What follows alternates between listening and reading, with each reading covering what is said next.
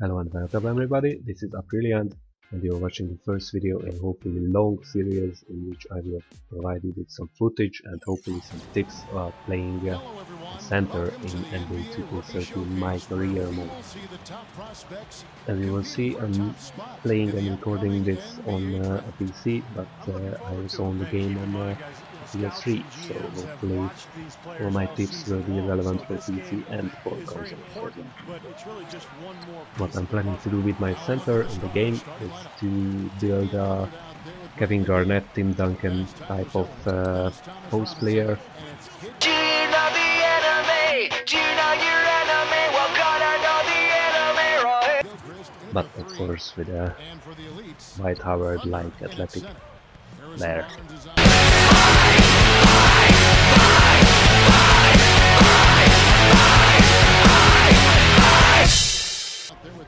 So let's see how it goes. And you know, there was a time when it might have been hard to get all the top prospects in one gym together to go head to head. Yeah, fortunately those days. First of all, you might ask, why would you want to play a center in the game? Because point guards and shooting guards and maybe small forwards have all the flashy moves and all the flashy dunks. And basically that's where amazing happens, right? And centers are only there to pick up the trash and basically just support the team. In my opinion, it's far from the truth, because playing a center can be really fun in the game. So why not try it? It is true that playing a center is most of the times completely different from playing a point guard, because point guard you make plays happen, but as a center you provide the foundation of the whole game. So sometimes it can be a bit repetitive, to be honest, but at the end, if it was you who won the game for the team, maybe not that many dunks happened, or not that many spectacular plays, but at the end you win the game and it was you who won the game, and it's really rewarding in my opinion. Don't get me wrong, the center can be also very spectacular, because of course you will be doing quite a lot of dunks, dunking on people, but on the other hand, let's say blocks. How many times do you see a match on NBA.com and you see all the dunk highlights, dunk, dunk, dunk, dunk, dunk, and then comes a block by Ibaka or Dwight Howard or someone. I mean, it's something special, right? Because a block happens like 10 times in a game or 20 times with all the players added together, but everybody can dunk, but not everybody can block it. 34 seconds left to play in the first. Kept alive. Goes up strong with one hand and flushes it down. You know, once he corralled that rebound, he was in just the right spot to power it back down. You could see it. The other reason for me personally to try a center and to always play a center in NBA 2K games is that I'm a tall guy in real life. I always play center when we play basketball with my friends, so I know what to do, know what to expect, and I wanted to try it in the game and reach new height I never could in my real life. Now just a 1-point Stars lead. Here's Lillard. No good. And that concludes a back-and-forth high-scoring first quarter of play.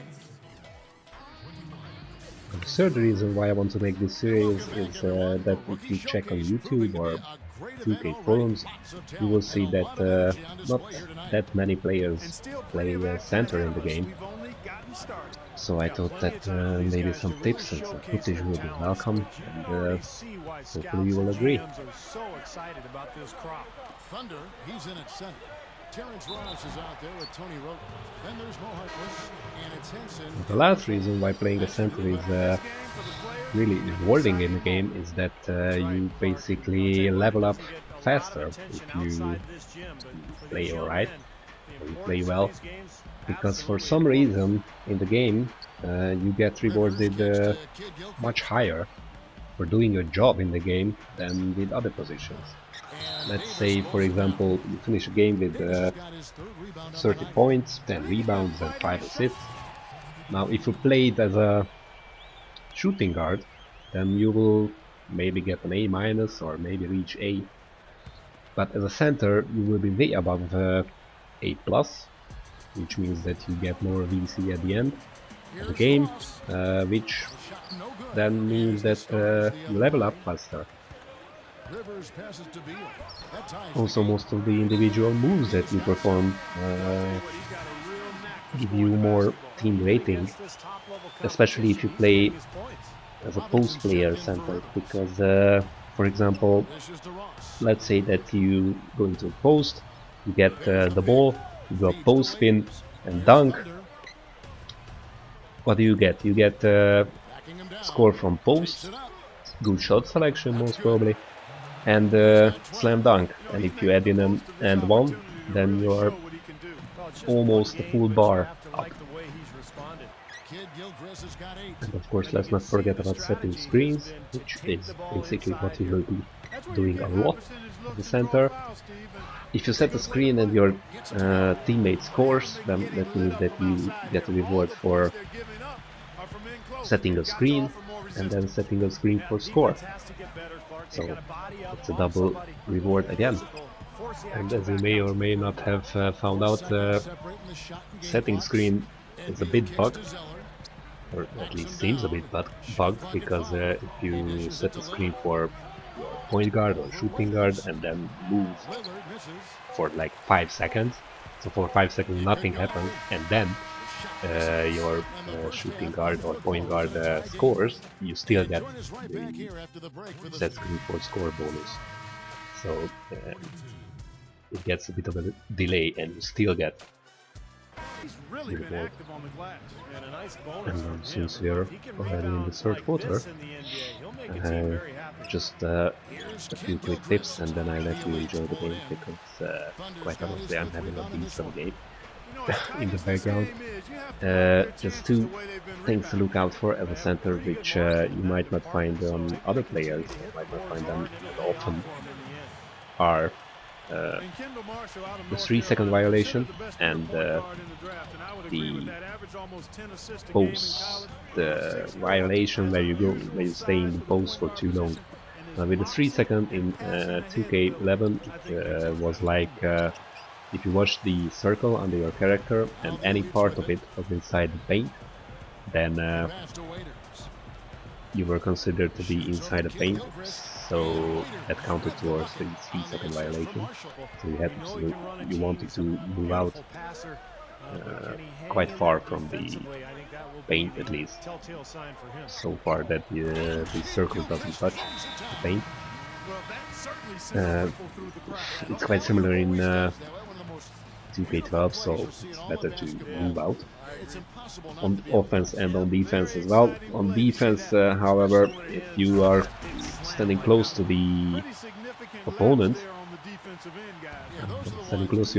but you are still standing inside the paint, it doesn't count as a defensive 3-second violation. So you have to be quite far from everybody, all opponents, and standing inside the paint to get the 3-second defensive violation. Now the other thing is the back to the basket stuff. When you're in the post, you're only supposed to be standing with your back towards the basket, with the ball of course, for 5 seconds. So if you're getting close to the 5 seconds, you can either of course pass from the post to someone, you can do a face up, so basically just face the basket again, or you can do some of the post moves, so up and under or spin towards the basket or something. Just don't forget about it, because if you get the ball too far from the basket and you go into the post and you start backing into the paint and go and go and go and go and go, and your opponent is far from you or keeping you far from the paint, sorry, then yeah, you have to do something quickly, otherwise you will get a turnover. Welcome back. Fourth quarter action starting up, and we're going to send it over to Doris Burke for the Sprite Uncontainable Game segment. Doris?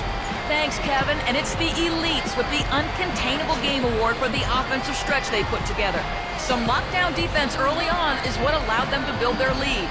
I'm guessing you can expect more of the same here in the fourth to finish the game. Doris, thanks. And I think we can all agree the whole flow to their game sort of gelled at that point. Thanks, Steve. Oh, yeah, absolutely, Kevin. Everything came together for them all at once. I mean, their shots started dropping one after another at one end, and then at the other end, they went into lockdown mode defensively. Yeah, it was truly a good stretch for them, Steve. All they needed were a few things to kind of click into place, and then they were rolling on all cylinders. Thunder in its center. Kendall Marshall out there with Dion Waiters. Then it's John Henson, and it's Barnes in at the 3 slot. That's the group on the floor for the elites. And it's great to see all the best and the brightest young prospects in one place, going at it 5-on-5. Yeah, there's only so much you can really gather from shooting drills and running through cones. Nothing beats the real thing, that's for sure. To the inside. To take the lead. Henson's shot is off. Well, I think he shouldn't have forced that one. Instead, he should have passed it off. And Lillard kicks to Beal. Lots of room. Goes back up. Here's Robinson, and he cruises to the hoop for the layup. Robinson's got the first field goal of the fourth quarter here for the Stars. The dish now to Waiters. To the middle. Here's Thunder. Oh, the one-hand jam. That was a hole punch jam there, A Kevin. nice finish. Yeah, you got to love the way he just capped off that strong move. Fourth quarter now. We're about a minute and a half in. Here's Lillard. Goes straight up. And it's going to be 2 free throws. Drew contact on the shot. Well, you have to love a player like Damian Lillard, who is really undersized, but has no problem going up against players who are bigger and stronger than he is. Got very little fear and a ton of skill. Pretty good combination. He still can move like a little guy, though. I mean, he'll dance his way into the key, and just as you think you've got him hemmed up and locked in, he'll slip by you and make something good happen. Here's what the elites have going on right now. Davis is checked in for Henson, and it's Ross in for Waiters.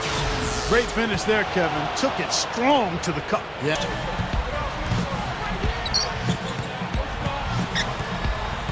Clock at 6.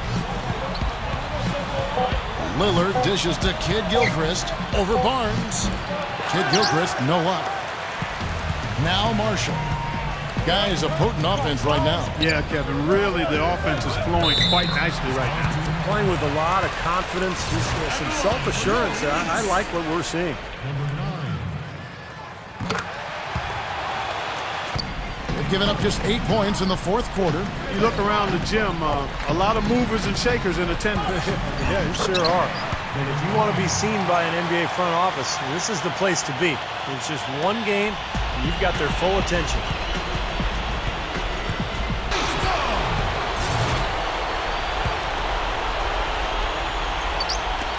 There's a minute 34 left in the fourth quarter. They better get a move on. Here's Thunder. The shot from the low post is good. Thunder's got 13 points now in the quarter. The Stars trail by 8. And Beal kicks to Kid Gilchrist. Lillard with a screen for Kid Gilchrist. Lillard over Marshall. Lillard misses. Misfires again, and the ball just refuses to cooperate with it. It's a tough day so far. There's the pick.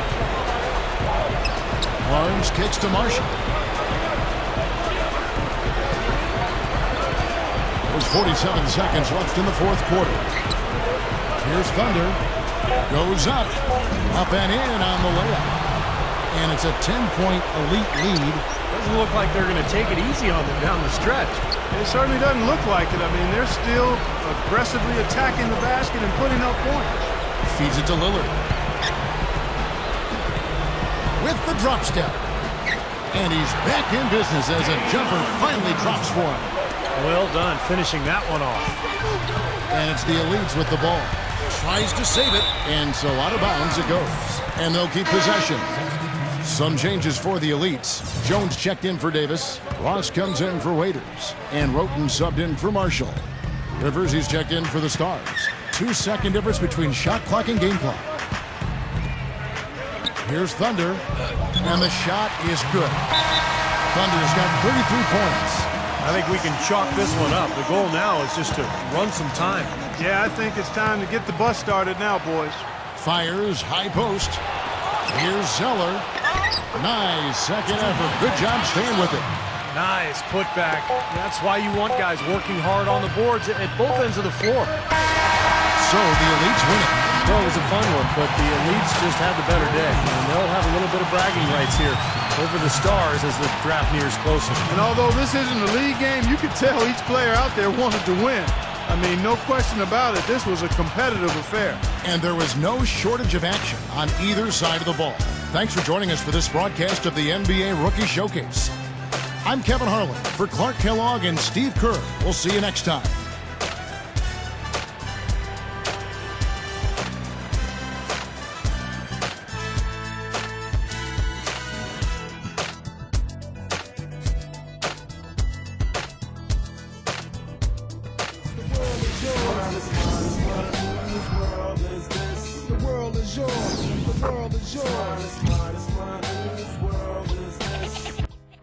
That's it for me today, guys. Thank you for watching my first video, and I hope you enjoyed it.